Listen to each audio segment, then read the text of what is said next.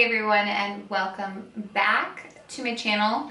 Today's video has not been easy to film with my camera, so we're just gonna get right into the video. So we're gonna go over the energies for the Aries moon for July 2019, the sun sign of Cancer and Leo, because the sun's gonna switch to Leo here very shortly.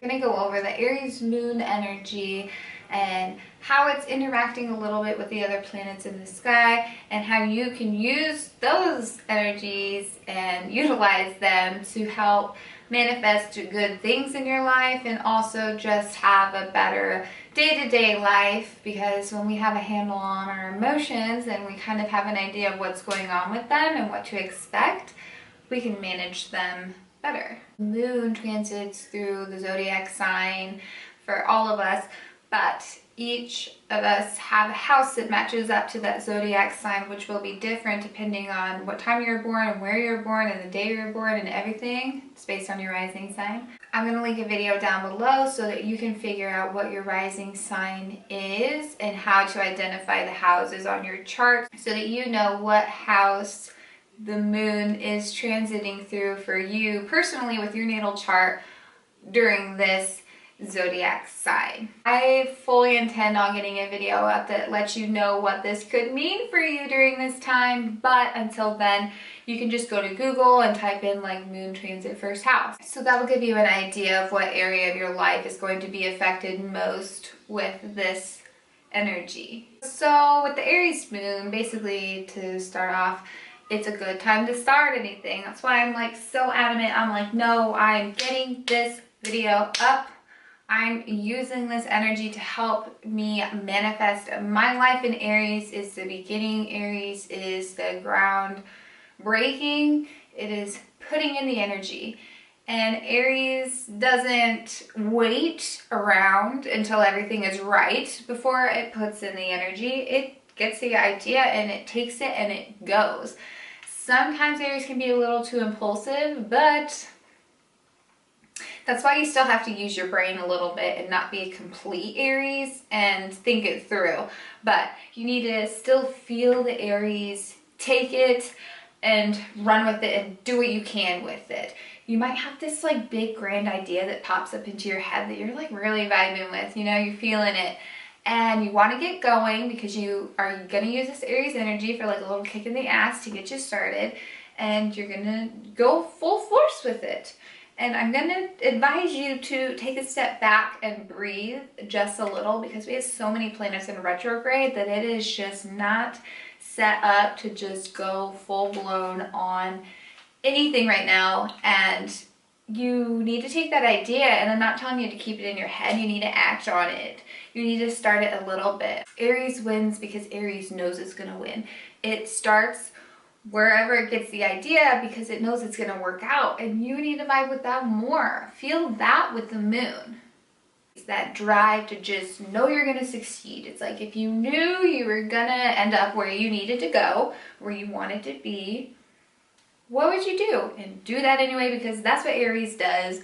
It's not going to be perfect. It's not going to be exactly how you want it to be, but it's also always going to be changing, which is something that you also need to keep in mind. When the moon is in Aries, we're also kind of going to have these feelings of not wanting to change, because the moon is our feelings, and feelings are ever changing. The moon is a water sign. You cannot control water. All the fields next to us are like flooded. All the food, do you think we would choose that? No. But it's happening because you can't control water. And when the moon is in Aries, you are going to have moments where you're just out of nowhere. And normally it would be something you can handle, and now you can't, and it's angering you and you want to get it out. And this is a really good time to find a way to channel your anger into something productive, beneficial for you, for everything, I don't know. But don't just be like the teapot kettle that's got the lid screwed on too tight and then it just pops off and blows up. Don't do that with the Aries energy. If you feel that coming on, take a step back and go, wait a sec. Okay, what do I need to do to channel this into something a little better, you know, than just standing here being angry? Because that's not really beneficial for anyone except ourselves. It's not good to keep that stuff inside, but we can also do something with these energies. We don't just have to waste it every single time. So with the sun in Cancer and the moon in Aries, we've really got a lot on our minds right now, especially since Mercury's right there and it's in retrograde. So we're really slowing down and thinking like, what do we want in our lives, for our home life? What do we want it to be? What do we need to do? We can all get so caught up in like my job, my friends, my this, my school, my that. And then this is the time when we're really like, oh yeah, my home. That thing I take for granted, my sanctuary that I couldn't live without. I need to take some time and focus on that. I need to take some time and focus on me. You might be one of those people that don't focus on yourself. And now is a really good time to start working out, because we all need to be working out. I'm going to say that a lot because I need to get my ass into gear sometimes too. And we should all be moving every day. We need to be getting some physical activity because we're not really built to just sit on our asses all day doing nothing. No, we were actually built to like have to get up, be defending ourselves from like animals, catch food, plant food, make stuff. None of that requires sitting around for hours and hours on end doing nothing. So we need to get up and move, and that'll help us with our anger, the feelings that we can't seem to do anything with. Just go exercise, go breathe hard, sweat, go to the gym. Now is the moon beginnings. Take those feelings and start working out. Even light walking, if you just look up like the correct form and posture that you need and walk, it's seriously such a great workout. That's what I've been doing, is walking in correct walking form with good posture. And it's actually been like toning my body and changing it, because the reason why my body looks bad is because I've been working it out in poor posture in a position it's not supposed to be in. So yeah, it's gonna look like it's not supposed to, like I don't want it to. That makes sense. But work out to be healthy and to feel good and have a connection with like your mind, body, and soul. Not because everyone says that you need to, not to look good, but to like channel yourself and just become like more one with yourself, and utilize exercise more like we do like food and water and diet, like actually make it that important.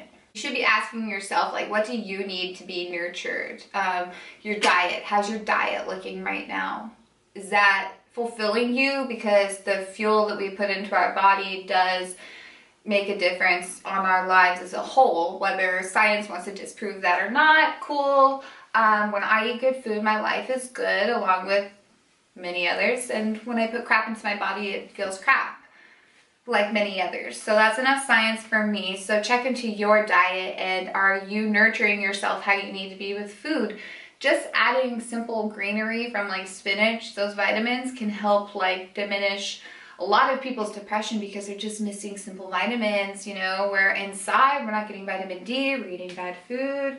If we're not going outside and experiencing nature and the sun, and we're not eating good food, then where are we getting all of our nutrients from?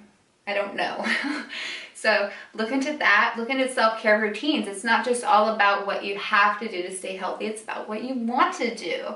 I like painting my nails and doing facials and deep conditioning my hair. Is all of this stuff necessary for human survival? Absolutely not. But I enjoy it. It's a time for me to detach from the world and not stare at my phone screen and not listen to this and listen to that. It's just quiet time, breathing, me focusing on myself. And when you're doing self-care routines, you need to make sure that you are saying positive things to yourself while you're doing them. If you're doing a face mask because you have zits all over your face, it's not going to do you much good to go, oh, my face is so zitty. Just like, you're so beautiful. Tell yourself you're so beautiful. You're so pretty. I always tell myself I have super clear skin. Super clear skin. Say nice things to yourself. Aries tells you how it is. It tells you with like pure honesty, and it might not be what you want to hear. But Aries doesn't search for crap to say. I think like a lot of us are like, I have to search for the pimples on my face usually, and then like I make them into a pimple. Aries doesn't do that. Aries will notice the giant zit on your forehead, but that's because there's a giant zit on your forehead. That's what Aries notices. So develop a self-care routine. Don't be too explosive. And also don't be too impulsive with your emotional reactions to people, because a lot of times we want to be sharp with our tongues, especially with the sun, with Mercury.